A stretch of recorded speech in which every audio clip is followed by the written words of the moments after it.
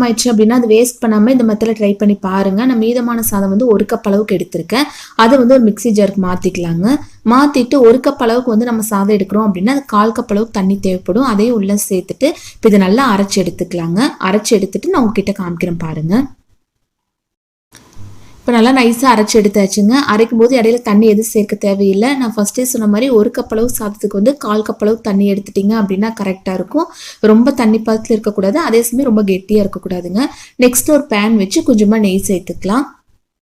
நெய் நல்லா சூடானதுக்கப்புறம் மீடியம் ஃப்ளேம் மாற்றிட்டு கொஞ்சமாக நட்ஸ் இருந்துச்சு அப்படின்னா குட்டி குட்டியாக கட் பண்ணி உள்ளே சேர்த்துக்கலாங்க. நான் முந்திரி மட்டும் சேர்த்துருக்கேன். நீங்கள் பாதாம் இந்த மாதிரி எது வேணாலும் தாராளமாக சேர்த்துக்கலாம். இப்போ இது லைட்டாக பொன்னிறமாக வந்ததுக்கப்புறம் இது வந்து ஒரு பாத்திரத்துக்கு மாற்றிக்கலாங்க.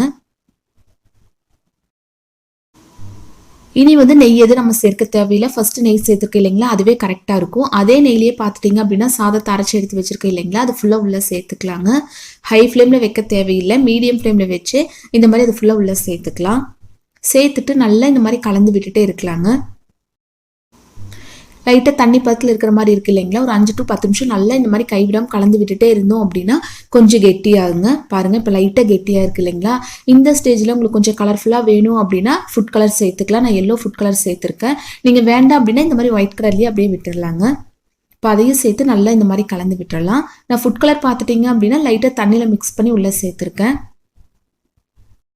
இப்போ இதோடையே நான் 1 கப் அளவுக்கு சர்க்கரை உள்ளே சேர்த்துக்கிறேன். நம்ம எந்த அளவுக்கு சாதம் எடுக்கிறோமோ அதே அளவுக்கு சர்க்கரை சேர்த்துட்டோம் அப்படின்னா கரெக்டாக இருக்குங்க. ஒருவேளை உங்களுக்கு இனிப்பு சுவை இது கொஞ்சம் அதிகமாக இருக்கிற மாதிரி இருந்துச்சு அப்படின்னா நீங்கள் ஒரு 3/4 கப் அளவுக்கு கூட சர்க்கரை சேர்த்துக்கலாம். சேர்த்துட்டு ஒரு 2 நிமிஷம் நல்லா கலந்து விட்டுட்டே இருந்தோம் அப்படின்னா கொஞ்சம் தண்ணி பதத்தில் இருக்கிற மாதிரி இருக்குங்க. அதுக்கப்புறம் லைட்டாக ஹை ஃப்ளேமில் வச்சு நல்லா மிக்ஸ் பண்ணி விட்டுட்டே இருந்தோம் அப்படின்னா கொஞ்சம் கெட்டியாயிரும். இப்போ வந்து 2 ஏலக்காய் லைட்டாக தட்டி நான் உள்ளே சேர்த்துருக்கேன், நல்லா வாசனையாக இருக்கிறக்காக. உங்கள் வீட்டில் ஏலக்காய் பொடி இருந்துச்சு அப்படின்னா அது கூட தாராளமாக சேர்த்துக்கலாங்க. இப்போ அதையும் சேர்த்து நல்லா கலந்து விட்டுடலாம். பாருங்கள் இப்போ கைவிடாமல் கலந்து விட்டுட்டே இருந்தோம் அப்படின்னா பேனில் ஒட்டாமல் இருக்கு இல்லைங்களா, இந்த ஸ்டேஜில் நம்ம வெளியில் எடுத்துடலாங்க. இன்னுமே ரொம்ப கலந்து விட்டுட்டே இருந்தோம் அப்படின்னா ரொம்ப ஹார்டாக இருக்கும், அது அவ்வளோவா நல்லா இருக்காது. இப்போ ஸ்டவ் ஆஃப் பண்ணிவிட்டு நம்ம நட்ஸ் எல்லாம் எடுத்து வச்சுருந்தோம் இல்லைங்களா, அது ஃபுல்லாக உள்ளே சேர்த்துக்கலாங்க. சேர்த்து ஒரு டைம் நல்லா மிக்ஸ் பண்ணி கீழே எடுத்து வச்சிடலாம். இப்போ இது லைட்டாக ஆறுனதுக்கப்புறம் இந்த மாதிரி ஒரு பிளேட்டுக்கு மாற்றிக்கலாங்க. பாருங்க பார்க்கறக்கே எவ்வளோ சூப்பராக இருக்குது இல்லைங்களா. டேஸ்ட்டும் ரொம்ப ரொம்ப அட்டகாசமாக இருக்குங்க. இது வந்து மீதமான சாதத்தில் நம்ம செஞ்சோம் அப்படின்னா கண்டிப்பாக யாருமே நம்ப மாட்டாங்க, அவ்வளோ டேஸ்ட்டாக இந்த ஹல்வா ரெடி பண்ணிக்கலாம்.